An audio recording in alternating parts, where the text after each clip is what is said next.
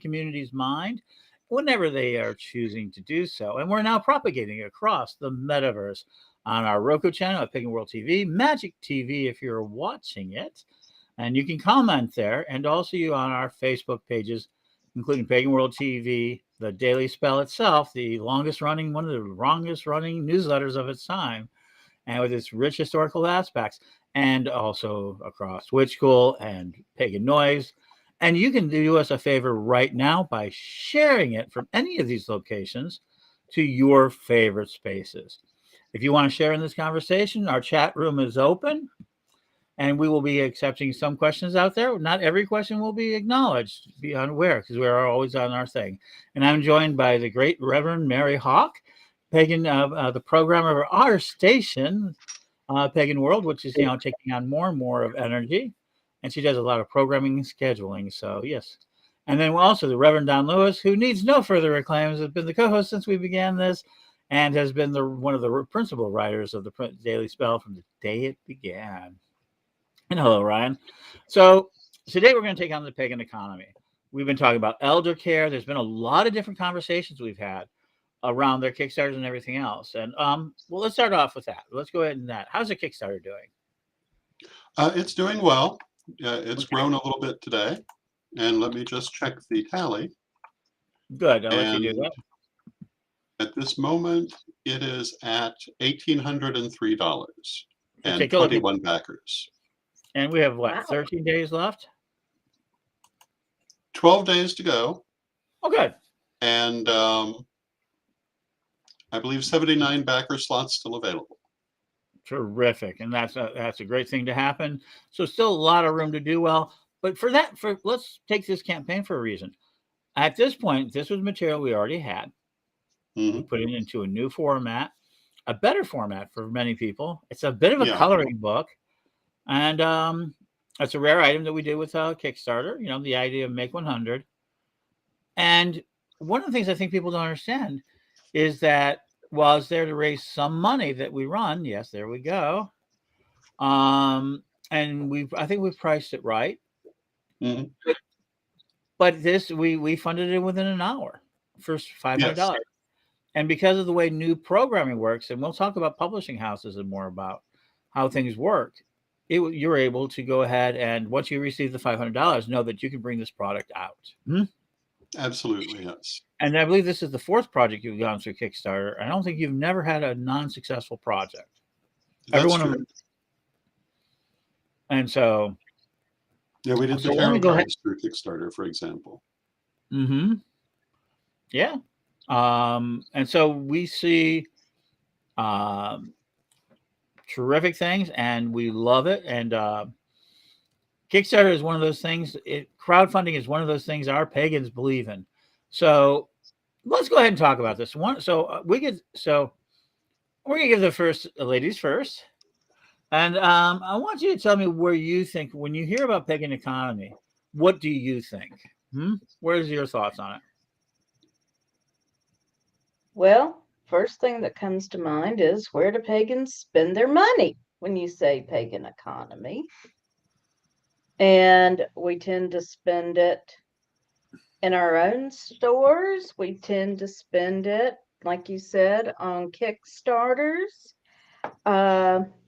We are not prone to do what other religious movements do, which is necessarily buy property and tithe and build up great big buildings. And it can be hard to raise money for pagan causes. I am constantly running fundraisers to raise money for Pagan Pride Day. Hello, Mary. And so I think Kickstarters or other forms of crowdfunding are a good idea because it is something that our community will buy into. We don't, by and large, tithe. And most of us have come from a background where we don't want to be told we must tithe because we walked away from that sort of coercion. There you go. Now we'll leave it and let Don have next. When we talk about pagan economy, I guess because of my vintage, the thing that occurs to me Mm-hmm. is the pagan poverty consciousness that used to be so pervasive, and how utterly false that is when you look at the actual community. We have many, many businesses in our community. We have many artists, many craftspeople, many entertainers who are doing quite well. We are not a poor community, but particularly back in the 90s, we had this pervasive idea that we were. And I think there are still some people who suffer from that. And I think they do, in fact, suffer from it. I think if we can banish that concept once and for all, we will all be better off. The reality is we have a very dynamic economy. Like all economies, it has its pros and its cons, and its better parts and its worst parts. But we definitely have an economy, and I think we need to learn now to, one, embrace it, and two, to express it in its most positive form. One of the problems I think that we've had historically is that very often our money goes outside of our own economy. And I think that, although certainly some will always do that, I think we need to plow more money back into our economy as a community if we want to see it to thrive even more. So one of the things I've been talking about, and I posted something I did 4 years ago, almost 4.5 years ago, and that was that there's $1 billion in the pagan market untouched. And I've said this for a while now, and I really do mean it. People go, they always ask me if I mean it or not. And I tell them, yeah, I really do mean it. I think we haven't left it. And so one of the things I see constantly is this idea of soap. Let me take something as simple as soap. And we have lots of great soaps in our community, soap makers, and they're fancy soaps and they're luxury items. And then we go home and we spend soap for everyday use. The Dove bars or the now squishy stuff, but it doesn't really matter. We all buy soap, and we have these great soap makers, but we can't seem to make it them bridge from being this fancy soap makers at the festival we buy as a almost like a tourist item, almost like like. And a lot of them never get touched. I've seen it because people keep them on the shelves for status, for something else, and they don't actually. Sometimes some people use them, but you've seen them, like they're like the fancy little bars in the bathroom, and then they have They're made such a beautiful work of art. and then they have the Dove bar or the Irish Spring bar right there in there where you wash your hands, or Dawn liquid soap, these sort of hand soaps, right? And so Mm-hmm. what we have is I really shows that one of the places where we lose the most money is that we should have a subscription service. I think subscription services work.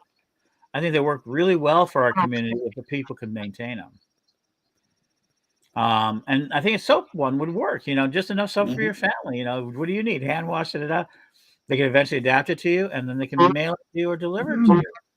So the soap industry, I really feel like I've been on this for over 10 years, is that it's one of the undertouched markets. I see you shaking your head, Don, and Mary. No, I totally agree. And when I've been at the various pagan pride days and other events that I go to, I've often seen people who make soaps and similar products, and they make everything that you would ask for commercially. Mm-hmm. And some of them do have people who go to them for all of their needs, but by and large, I think you're right. They are often treated as if they were a tourist item. And I think that more of us could make that our primary source and be happier for it, because they make very good products, and they often make them in an environmentally sound way, which is not the case for what you're likely to be buying in the store. Mary, because you're a soap buyer, right? I am, and the reason I'm shaking my head at you is you know who I get my soap from. Go ahead and say it. Yeah, I get my soap at Aroma Gregory's, a local botanica. which is run. They're made in shop. They make wonderful soaps. I have very sensitive skin and it doesn't dry me out and make me itchy. And I could get a cheaper bar of soap. They're about $4 a bar. I could buy a more expensive bar of soap Mhm. too, but they don't dry my skin out. They last longer than your average grocery store or discount store bar of soap. They smell better. Plus, you can get soap for magical intentions. Yes, indeed. And so, So, because you have that available, and for all for exposure, Aroma G's is also a sponsor of Pagan World TV. yes, Um, I am. yeah, so that's a good example of it. But if we could sell more of that soap, and if the soap makers could find out how to make a really good bar for like $2 now with inflation, I used to say $1, but $2. I think and sell them in blocks of 5 and 10 for families. I think they would do a lot better. So we see soap, lotions. I always Mhm. talk about candles are next. Candles out of paraffin, out of wax, and everything else. We don't have that many candle makers. We used to have a lot more candle makers. We're buying them more and more commercially. The jar candles we buy more and more commercially. But one good place, if you are a jar candle, we have the Right Reverend Aisha makes them. I know Papa G makes them, and I know a couple of others. One way you can make money is by value additive. Let me talk about this, and that is taking a jar candle, and we have a show. We've shown it on that. Maybe this weekend we'll show it on Sunday again, on how to basically wrap your own jar candles for your own saints, for your own purposes. And this is a great way for fundraising. You can do it for very little or very much, or you can do all sorts of things. We can, that from Reverend Aisha, you can get a one with a corellium on it from her, Mhm. and they're jar candles. And you can find them usually at a dollar store. If you look at a dollar store supplier, you can buy them if you want to buy them bulk. You get them for 67 cents, 69 cents now. They're probably a little higher because they're going for $1.25. But you can just go down to your local, a lot of the local places. Now, is it great wax? No, it is the same wax we've been using for a long time, that sort of thing. But they can make their own things, value additives. So we don't have to manufacture everything, but we can also start putting some of our own energy into it. Um, and so that's another way to make money. But people are asking me. So the particular question that came to me is that how can we pay clergy? How can we have a paid clergy to carry out a lot of the functions? Now, Mary, let me go ahead and start with you. Don and I have a different situation that we deal with because this is our life, right? I don't want to go into incense. I am so sick of incense in the world. Everybody goes into incense. Hmm? And I like it and all, but there's a limited market for incense. Um, thank you, Ryan. All right. But the idea of pagan clergy, paying pagan clergy, and the idea of being supported. And you do a lot of volunteer work. I mean, a tremendous amount of work. I do. It's an incredible amount of work, and you take care and counsel people. You work in the prison ministry.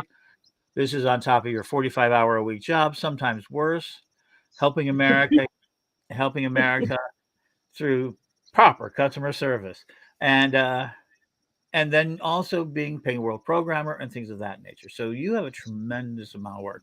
And like yourself, you said I would love to be able to do the work of Pagan World TV and the counseling and everything else there, but you can't because there's no support.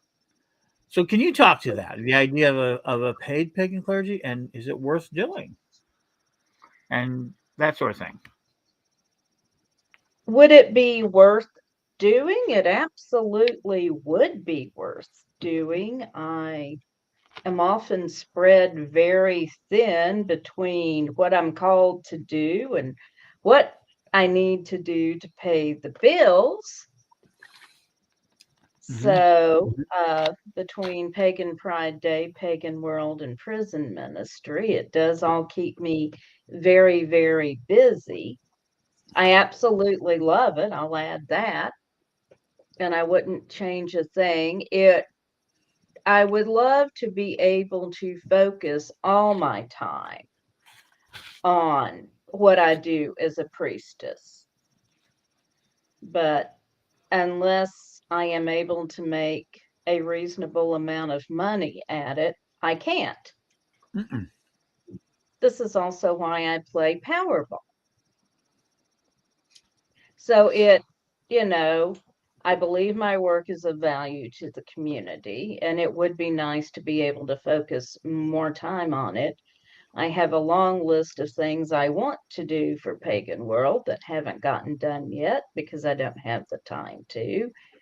And the same for prison ministry, and um, as well as for Pagan Pride Day, because there's only so much that can get done at any given time. And this is epidemic in our community. I hear this over and over again. Now, Don, you get a lot of Corellians. You have probably one of the largest volunteer bases in the pagan world in a lot of ways. I really think you do. No, I would have to agree with that. Yes. And to remind people how large that is, you're in. You have ordained ministers now in 53 countries. I believe you have at least 53 countries, and ordained minister. And I think you have ordained churches, like church recognized, I think in 8 countries right now. I believe so. Yes, I'd have to actually consult the records to be exactly certain, but that's more or less correct. Across the United States, and hundreds of groups. So, and all of this has been done primarily through volunteerism. No, almost entirely, including yourself, through volunteer efforts, including myself. There have been brief exceptions, but for the most part, entirely volunteer. Now we pay our programmer, even that's semi-volunteer. We always pay for our programmer, because that's the one thing people don't want to volunteer their time for. Well, it's important to have a good programmer, especially when the backbone of your operation is online. But you know what? To speak to what Mary was saying, one of the problems that the wider pagan community has often had is that what keeps it going are these people volunteering very large amounts of time until they can't. Until they burn out, because they're simultaneously running all these things and earning a living and living their life, until their health gives out, until they for whatever reason just can't do it anymore, and then often there's no one to take it over. And that actually is probably, I think, the biggest reason why moving toward more of a paid clergy is a good idea, because many of these organizations do rely on not just volunteer effort, but vast amounts of volunteer effort. However, it's easier to say it than it is to do it. Now, let's go ahead and talk about, for us, how we finally did it. And so we do it through a subscription. So pagans will accept subscription payments.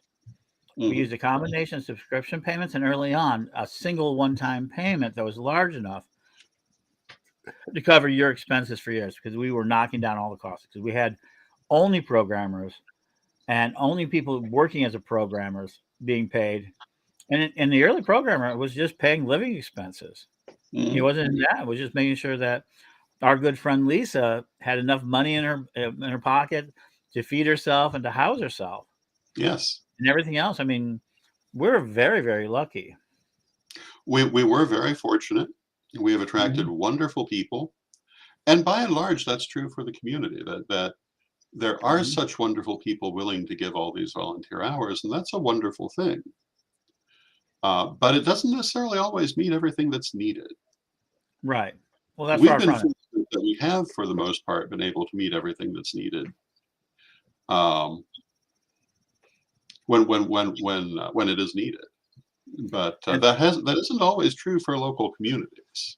So one of the things I want people to think about is, how can they build themselves a subscription service for their church, for their group, for their members. I mean, if you have them on a subscription service, they're more likely to pay it. You don't have to chase them out. You can do very little with it, make their dues available to it. There are groups. There is nothing wrong if you want to be a full-fledged member of a group to charge $20 or $25. If they want to give that a month, but let the subscription service be the way that you collect. It's not necessarily a tithe, but it is a donation. So Hmm. there are people who will give tithe-like donations. Yes, there are. Mm-hmm. And there are people who will, without a subscription, give monthly amounts of money Right. because they understand what's happening and that the support is needed. But I think a subscription is a good way to go, and that is a very different thing from a tithe. A tithe Mm-hmm. is a percentage of the person's income. A True. donation is not. It's a specific requested donation. And through that method of small payments, either by subscription or by even just a one-time payment of lifetime memberships, which is out there right now. You want a lifetime membership, it's $299. Believe me, it's a bargain. It is. And that helps out too, because that gives us some of the cash up front so we can do some of the repair work. And And if how you would long? like one of those, you can get it at witchschool.com/subscriptions. Absolutely. So Mary, so what do you think about what we're saying? Well, it certainly makes a lot of sense to me Mm-hmm. in So terms of asking people for subscriptions.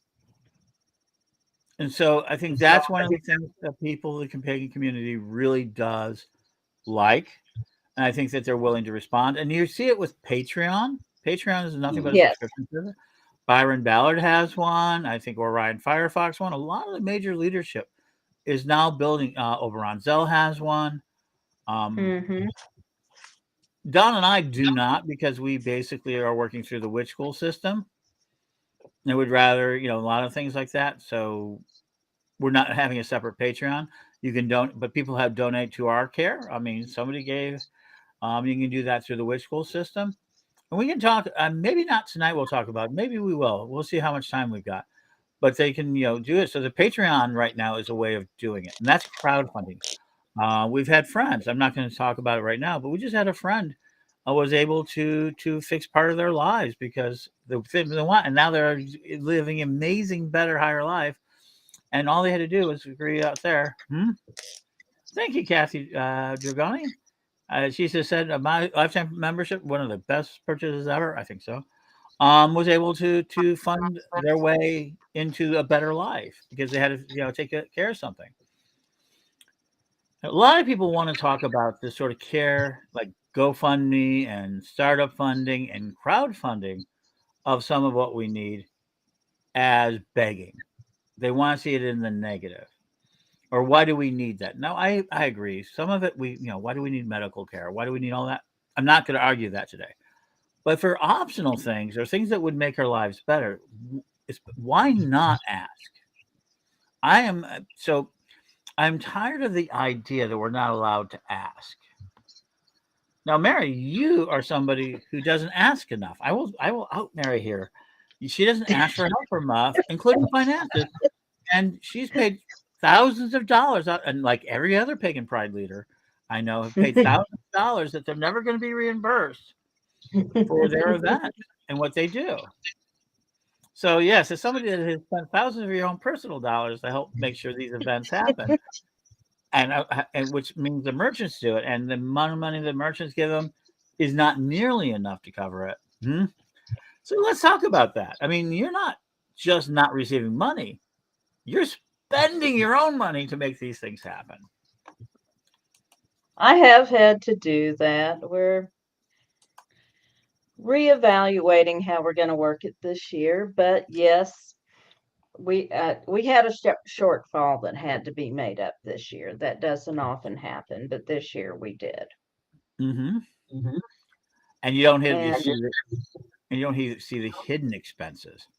I mean, like their personal gas. They don't charge. I do not usually ask for reimbursement on gas. No, No. nothing. You don't get reimbursed for a lot of things. I could start adding up printer paper and printer ink and everybody, and this is the same thing happening throughout the community. All the pagan pride leaders of that, none of them are really making anything. So that sort of thing, because they're afraid to ask. So, and talking about another person who is also afraid to ask. Hi, Don. Hello. So you've gotten better about asking through COVID. I think the biggest change of you is you've gone pre-COVID. You would never really ask. Mhm. Mhm. You just whatever spirit gave me, whatever spirit performs, I will do. Hmm? That tended to be my philosophy. Yes. You only ask under desperate need. Hmm? Yes. And Which now did you're happen from time to time. oh, sure, but it took desperate need for you to ask for help. Mhm. And now you're settled in and you're doing that, and you're not paid clergy, but the church does help you with some of your expenses, and your church members make sure you have a roof over your head, Yeah. blessed lower denim, and things of that nature, because you built a great structure that allows them to help you, and it actually makes sense. Mhm. And it's not a great distance, between the subscriptions and donations and auctions that happen. You're able to spend time, and now you've learned to ask. You've just did a 4-book set. You Yeah. just finished revamping the entire. Let's be honest, you just entirely revamped the entire degree program. That'll soon, Yes. Yeah. Took a whole year, or maybe a little more. But let's talk about what you built, and this is a model for everybody. It's called zero manufacturing. I am going to have a Mhm. class on this. I'm hearing you guys, but you are able to start your own publishing house. You're able to take your books back from Llewellyn. Mhm. Either they gave them to you, you're requesting them back, right? And you Mhm. got all your books back, all the rights to them. You've now made a 3rd edition, Mhm. right? Yeah. Because Llewellyn was the 2nd edition. Yes, it was. Um, and now this is the 3rd edition, and you brought about both hardcovers and paperbacks. Mhm. Can you talk about Yeah. that process? And I think anybody can do it. I think there are a number of companies that are beginning to do it. When you ask about the process of revising the books, Mm-hmm. um, really was a matter of bringing them into alignment with the present day, because some of these had been written 20 years ago or more, and things have changed. And as I was going through them, I was finding references to the internet that were a generation out of date. Um, and then the other thing is there were things that I didn't think of when I was writing them. Again, in some cases, 20 years ago, that have become very clear since. So I was able to put those in, things that people didn't necessarily understand, that needed maybe to be phrased a little differently. And some of our teachings have changed in 20 years. So from that aspect, that the process was one of taking the material that was there, which is good material, but adapting it to the changes which have occurred. And there have been also many social changes. Um, and certainly the milieu of the community is not what it was at that time. It has changed and grown as well. But in terms of the physicality of it, it's a world away from what publishing used to be. Back in the 80s, I was involved in the Pagan Press, and we would type our magazine on a typewriter and paste it together on typing paper with Scotch tape or rubber cement, and add in our hand-drawn photo or our hand-drawn pictures. And occasionally we might do photos using there was a special screen that could be used, a dot matrix that could make them printable at this level. And then Xerox them for the most part. Today, it's a very different thing. And of course, you had to have the money up front to do those things. Today, I have published all of these through Amazon, and you upload the manuscript. You don't need any upfront money, and it's just a matter of making it, and then it's a matter of selling it and how long it takes to receive the copies. It is a zero upfront investment, and that means it's something anyone could do. And that is a world away from the publishing of yesteryear. There was a time you went to big companies because they were the only ones who could reasonably print books. I mean, it was possible to have a private printing of a book, and people sometimes did, but very expensive. And also the big companies were the only ones who could really effectively distribute books. But these things are not true now. Now you can print it yourself without an upfront expense, and because of social media, you can also publicize it without necessarily requiring a third party. And that really does change the nature of things. So let's talk about even, so that is a very important. Even tarot cards. Let's talk about Hmm. tarot cards. Same thing. It's a little different. It's a little bit more standardized manufacturing, but you brought up the Tarot of Hecate. Hmm. And we did a Kickstarter for that. And we'll have to do another one for the next reason, for reasons that are about development. But why don't you go Yeah. ahead and talk about that as well? Well, Mm-hmm. you can't really do that through Amazon. It's a little different. You do have to have an upfront cost for that, because you still have to use a company, because printing cards is a specialized thing, more so than printing a book now. I don't know how long that will still stay the case, but it certainly is now. So we found a good company to use with decent prices. Um, and even as little as 10 years ago, that was not available. This sort of thing could not be done then. There were only a very few companies that specialized in cards, and you had to do a large run to get them. When we first brought out the Tarot of Hecate as a card deck a number of years ago, we were fortunate that that we knew someone who owned a company that could print cards and was willing to do a small run. But that was very unusual, and it was a lucky circumstance. Now, however, you can have as few as one deck made, although you'll pay well for it. But you can do that now. And there are numerous companies actually that will do it of various quality. And that totally revolutionizes tarot cards versus what they were, because you absolutely could not. Back in the 80s, when I was first looking at getting the Tarot of Hecate published as a black and white deck, getting cards done was very difficult, which is why it never happened, but also why it was black and white, because financially that was far more doable than a full color deck. I think it was the Tarot of the Moon. Tarot of the Moon that started that did that also. They started as a black and white deck, and then after a few years they were able to bring out a color deck because the upfront cost was so high. They had to build up to it. And although with cards you still have an upfront cost, it's nothing compared to what it was. The creation of books and cards and so forth has been greatly democratized in the modern world. It is much more available to people who don't necessarily have a big company behind them. And so the Tarot of Hecate, the whole set of the Infinite Tarot, will eventually have its own new second Kickstarter campaign, Yes. probably about $20,000, because it's still expensive. But it used to be $50,000 investment to do a tarot deck. Mm-hmm. You got to get at least 1,000, 2,000 decks of cards. So. But the reason why the next one is going to be out there is that we want, we built a deck, it's a very old deck, and then we got it manufactured, and we've had a couple little manufacturings of it. And now we want to get commercial boxes for them and the UPC codes so that they can be sold to the larger market.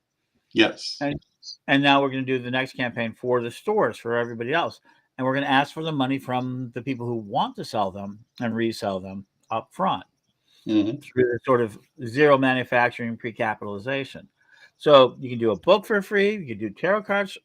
If you're willing to sell a deck for $100, like you probably can get one deck for like $100, depending on what it is. It goes down drastically after that, and things of that nature. And so, and Mary here is actually got a collectible card that she is the Queen of Swords in the Infinite Tarot. I do. Isn't it cool how we have all our props right at hand? Mm-hmm. It is. And there we are. Here I am. So I'm constantly hearing people, so paid clergy who have programs have a couple of different systems. They can come and find ways to teach. They can teach Mhm. online. Now the Zoom classes have moved in. I remember fighting over that Zoom class and all that in 2019. You guys would not have anything to do with it. We've had to fight tooth and nail. Oh, 2020 comes along. Okay, we have to do it. We helped. Now in 2023, I am seeing a master class by a woman who's charging $500 for the course online. Yeah. And everybody's going online. And it reminds me of the same sort of technological change we went through phones when the 900 numbers came out. Nobody can reach you over the telephone. No, you have to come in and meet me personally. Remember that. And Yeah. now the majority, by far, people prefer it and have the majority of their phone by phone for a long time, and now by Zoom. Yes. So you have that ability, and Zoom is very inexpensive. You can get it 40 minutes or for like $20 a month. You can get an account, and you can then start charging classes. All the tools of fixing these problems are right there. I think people just have to understand what it is they want to do. So let's talk about where Mary's pretty good at, and I'm less so because I have a different philosophy. We'll ask Don about it. But Mary, can you talk about the sensibilities of a budget? Because I noticed that before you get started, you put together budgets. Yes, You I know, do. can you talk about why people should stop just dreaming it into existence? And once they dream it into existence, why should they create a budget? Why should they start to really deal with the budget? Because we're already talking about you can make all this stuff, you can do things. But I think people badly spend. After they get the money they think they need, they badly spend. So why should they have a budget? Well, and if you don't like the word budget, say spending plan. Number one, Okay. if you feel like, because a lot of times people associate budget with the idea of lack. We just have a little bit of money, so we have to budget it out carefully. So let's get rid of budget and say spending plan. But Mm-hmm. what you do have to do is take a look at what your expenses are, Mm-hmm. what your income is, and when your expenses are due. And plan for how your money is coming in versus when you have to make payments. Because where I think a lot of times people get in trouble is they know that on paper they should have enough money to cover their expenses, but what they're not looking at is how the cash flow works. If you have a large payment due on the 15th of the month, then you have to be sure there's enough cash in the bank to cover it on the 15th of the month. So you have to plan for that expense and not allow the money to get away from you on other expenses that could be pushed out further in the month. And there you go. So that's an essential part of it. And let me talk about the next piece I think that is really super important. So they say pagans don't like to tithe. And you know what they don't like about tithing? Because they don't know where the money's going to go to. Nobody does. And so Yeah. that's a big part of it. You don't know what that money's going to, or you don't have any say in it.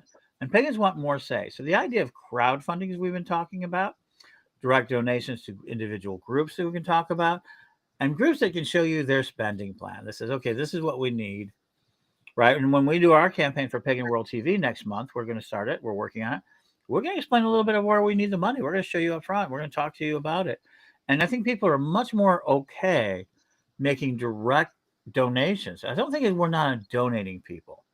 So I do think that the problem is the idea of tithe and the unaccountability of it all.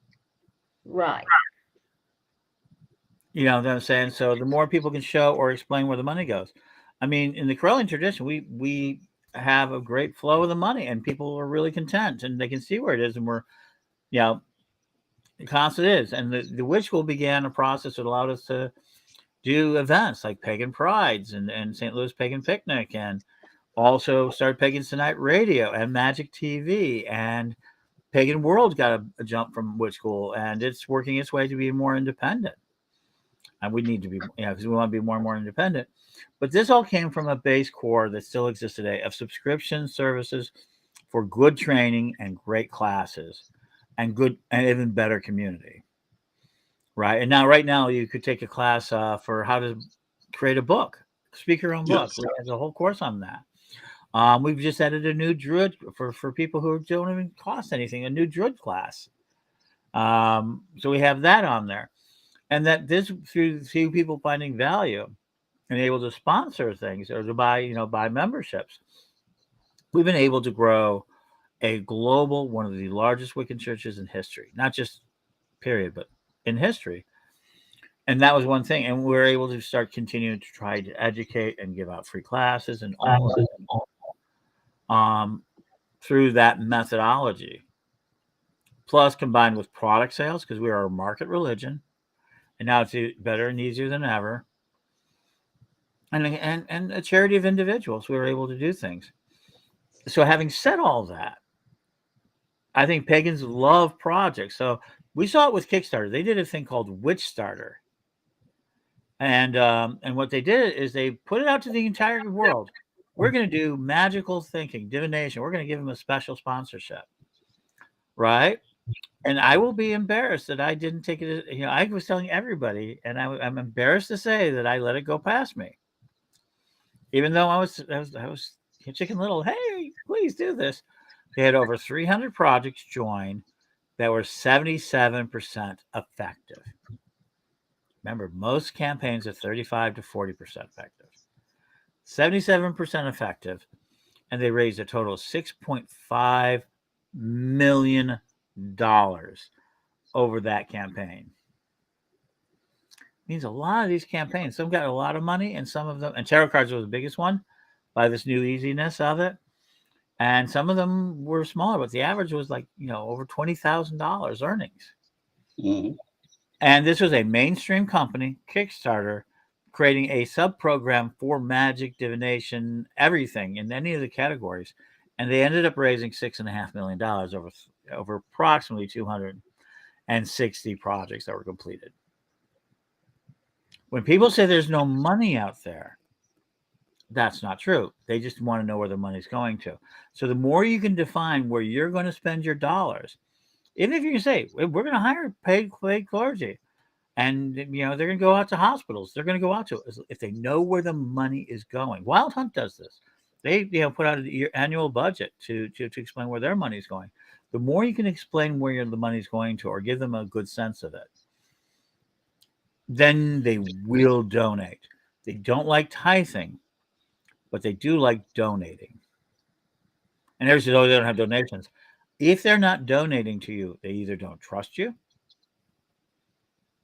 And let's go ahead and talk to that. What about the idea of trust? What do we need to do to, you know, you put out pre-orders all the time, Don. So things that can take up to months to get to them. Yes, that's true. I can't hear you. Oh, my thing turned off, my microphone. And I said, Mary is a very good buyer of those things. And you do pre-orders all the time. You do even projects like for the books and the publishing, even months ahead of time. Yes, sometimes many months. And sometimes, not so much. And you have some of that out now. And then you perform on it. Mm-hmm. Can you talk about that trust, especially building the Correllian publishing, utilizing this in your own manufacturing and doing pre-orders, not just crowdfunding, but pre-orders? Well, I think trust is a major issue um, in the pagan economy. But speaking for Corellian publishing, I think that we have demonstrated that we follow through. And we've done it over the course of a long period of time, even before Corellian publishing as such, but through the tradition and the school, we've been here, we've shown that yes, we will follow through. And therefore people can be trusting enough to wait for a pre-order for a period of many months because they've seen them come through before. They have every reason to believe they'll come through now. I think it would be harder to do that without that background. Depending on, it would be harder to do it that way. I think you'd have to build up a few where you had a very specific wait time for fulfilling the orders. Because on some of our pre-orders, it's been, it'll be approximately October or whatever it is. And maybe it does end up to October, maybe it doesn't. It's dependent on the individual project. But people have enough experience to know they will get it, and so they're patient. I think that that to some extent is something you build up by interacting with people over time, and that they see that that the follow through is there. Thank you. And for Mary, for you've sold out your Pagan Pride this year, and you've done that Yes, we before. did. Yes, we How have. can you talk about that? Because that's also a trust factor, isn't it? It is. Mm-hmm. Our vendors trust us enough that in January and February, they are sending in their vendor fees, trusting us that we will have a good event for them because we have built a track record. Lucy and I have been co-coordinators since 2011. So they trust that we are going to put on an event that will attract a large crowd, almost 1,500 this year. And so I'm actually getting emails, messages, a phone call. You haven't opened vending yet. It's January. What's up? And that's great. I mean, and Right. that I mean, and that's what we need in our community. I mean, that's kind of what we do. And there's other Pagan Pride events, and that we do have all these pools of trust that we do trust people in. I'm going to answer some of the questions that they got out. Kathy mentioned that all things trans well into Zoom, what we were talking about earlier, and they like in person. I think there's some real hybrid ideas over that. Zoom does open up opportunities that would not otherwise be available. I think that's very, very true. And Ryan mentions you can sponsor or get sponsor peoples. And yes, you can. You can sponsor these shows. You can become a sponsor of this show. We could actually run commercials here. Become a sponsor at Pagan World TV. Yes, you can. And I believe in sponsorships. So we got that. So let me go into so building trust is it supplying on the ideas of it. You've got a lot of great ideas. Never say, oh, this is so hard. Yes. Let's talk about the last bugger. When you do talk about product, one of the biggest things that pagans destroy themselves on, I won't even mention it. It can take is that the idea of delivery. The hardest part where trust fails is delivery. Shipping is really hard. Getting the product is hard. You misjudge it. You don't do it.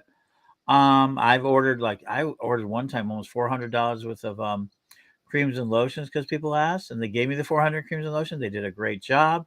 And I go, okay, I've got this sold. Can you do another 400? No, they spent so much of the money that they got to get the equipment and everything to make the order. They didn't have enough money to make another order. So I had to prepay them on the next one. And then there was never a third order because they failed because they couldn't get that capital in the past. So I do think that that's some of the difficulty. Now being able to pre-order, use the internet to create some of this, you have a better opportunity. You can be more honest about your product. You can be more honest about that. So you have a lot of capabilities. So I think it's almost top of the hour. We're gonna bring our last question into place. Um, so I believe that a pagan clergy is not to be paid can be absolutely done, and we could have it really put together within a very short period of time, within a couple of years. You know, Mhm. we overestimate what we can do a year, underestimate what we can do a decade.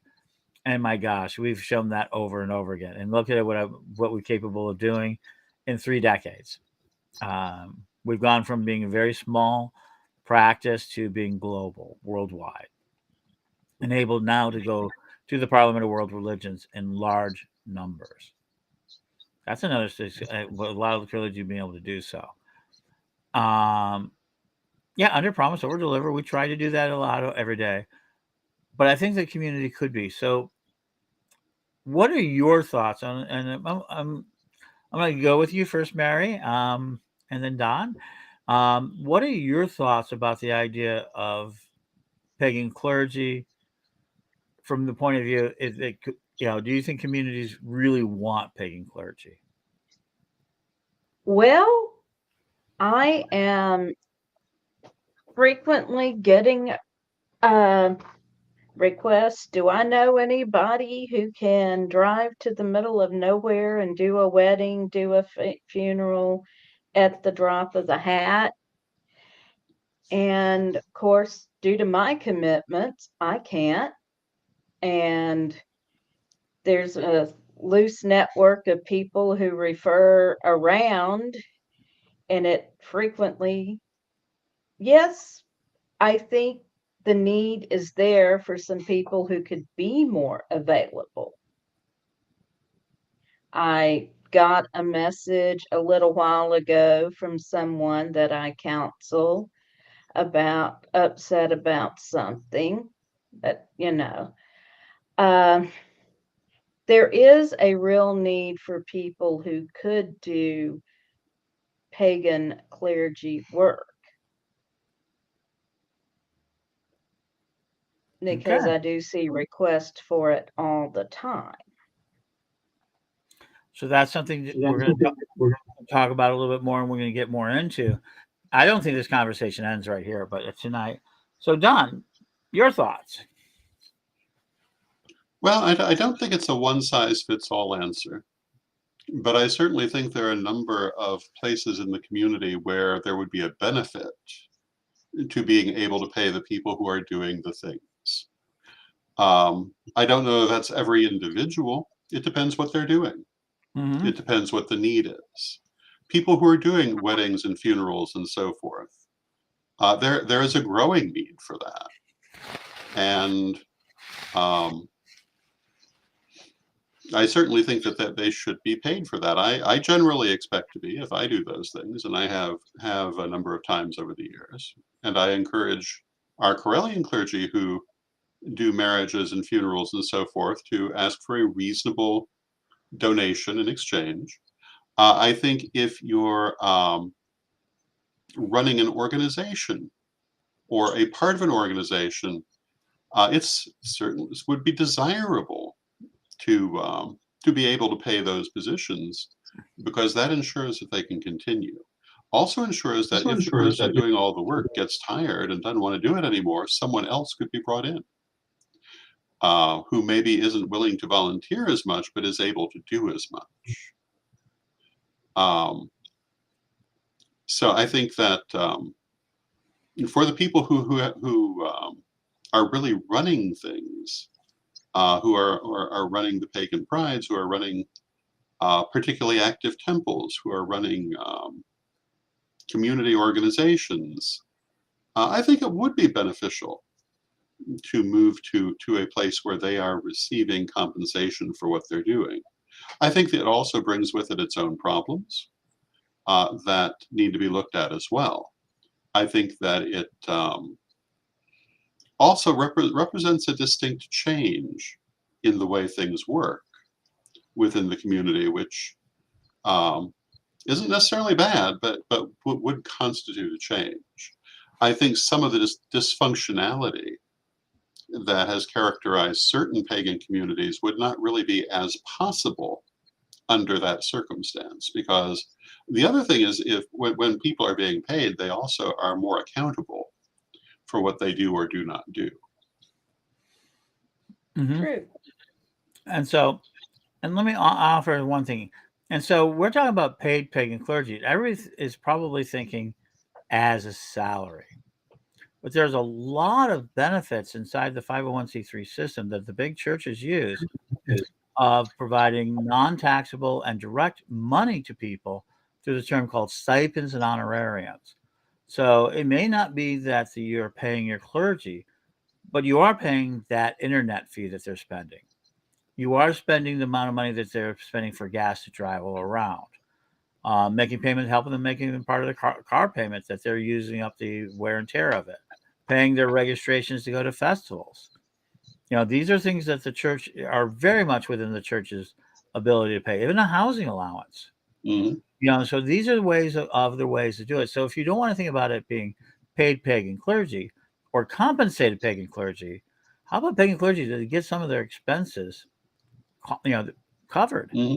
And this is a way to do it without having to be so embossed in sort of legalisms. With a good accountant and the way the laws work, there's very little paperwork compared to, say, a corporation. And The so churches have a sweet deal. they do.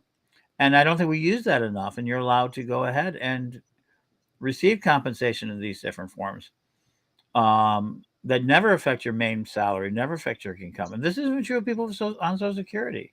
Hmm. That sort of thing. We could help the elder care by giving them stipends if we had a central stipend fund. So we're talking about there's ways to make money. There's ways to earn money. We can crowdfund money. We've talked about other things. We're going to talk about a lot more about this because I think it's now time for us to move. We talked about zero manufacturing, and we haven't even gotten into 3D printing. We haven't got into how to build our use Etsy. We haven't even got into the ways of the other ways you can fund this. But I think I think Mary made out a good point. I think people need to know their budget, their spending plan. Let's not call it a budget. Let's call it a spending plan. Spending. And I think that's a great place for people to start. If they know what they want to spend on, then there's all sorts of mechanisms to get that money. And the only thing I will tell you, don't start a store. Please do anything but start a store. Now you're laughing. That's because I've seen the same things you've seen. Yeah, and we've tried stores ourselves, and I'm not saying. And if you're a good trained retail person, we have a few in our community. I'm not saying if you have training and you have the depths of pockets and you know how to sell and you love selling, please go ahead and open a retail store. Yeah, but not just because you think it would be fun. Or you think it would help the Because community. it's not fun. Oh no. Yeah. Aroma G's, like you said, is a beautiful shop. I've seen beautiful shops. The Occult Bookstore is a beautiful shop. The Occult Society. When we see Augustine's spiritual site on the south side of Chicago for 40 years. Oh my gosh. And if you go in that store, it's like full of it. And so you have people who can do a really good job with stores and people who've spent years in retail. I'm not telling you guys not to do it. But if you are an amateur who's never done any retail, go work in a retail store for at least a year, a metaphysical store, before you even do this. I swear, this is probably one of the areas we've spent more money and lost more money than anywhere else out there in the community. A lot of times people have opened stores where they might just as easily have simply poured the money down the toilet. And because they didn't know what they were doing. And less emotional and mental trauma. Yeah. Yes. So, Mary, I'll give you the last word tonight. Do you have anything you want to say? Well, this is certainly something we need to keep discussing as a community and looking at how we want to work our pagan economy. And the Pagan World Project right here for that. So, yes, Don, let us close in prayer today.